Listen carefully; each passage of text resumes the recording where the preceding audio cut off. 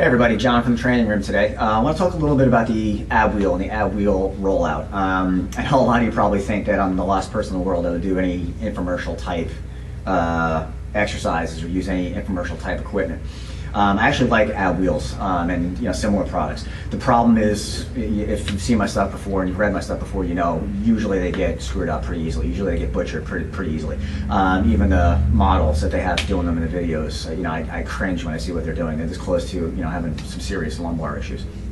So as great as it is, I just want to go over some checkpoints really quick. To start off with, you have to pay very close attention to the hips. One of the biggest mistakes people have a tendency to make is they start with their hips in the air like this, and they leave their hips in the air as the hand goes forward. Leaving my hips being in a flexed position like this is going to force my lumbar spine to curve. And I'm going to have like a curvature in my lower back like this. And yes, I know you might think I'm exaggerating for visual sake, but I'm really not. The people I see doing this really have this much of a curve in their back. So they end up doing this. This is bad. When you get in this position, you have to keep the hips down. Sometimes you might actually have to squeeze the glutes to keep the hips in the down position. So even as the wheel is going forward, don't allow this to happen. So this is correct. That is wrong. Either watch yourself in the mirror or have somebody watch you, and like I said, consciously keep the hips pushed toward the ground. Don't let them pop up as that happens. Another common mistake people make is their shoulders. They start to do this with their shoulders. The shoulders start to go forward and up. Now, needless to say, the posture I'm in right now is not good. So now if I put my shoulders in this position, I put all my body weight on it, it's definitely not going to be good.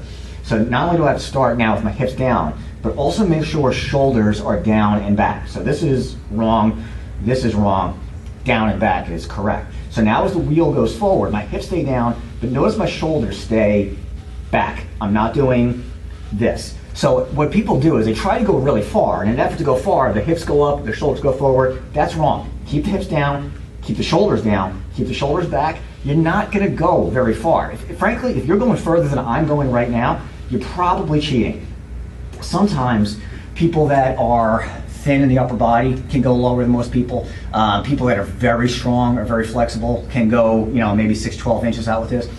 Most of us are not going to go very far. The range of motion is going to be very limited on this. But again, like I've said about everything, I've said about squats, I've said about push-ups, every exercise.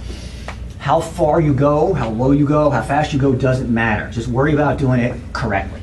So if you do shoulders down, hips down, shoulders back, this is good. Do 10 or 12 reps of this and you'll feel this. If you're doing that with the hips, you're doing that with the shoulders, just so you can go further with the ab wheel, that's wrong. Not only are you not going to get great results, but you're setting yourself up for an injury. So, as usual, any questions, you know where to find me.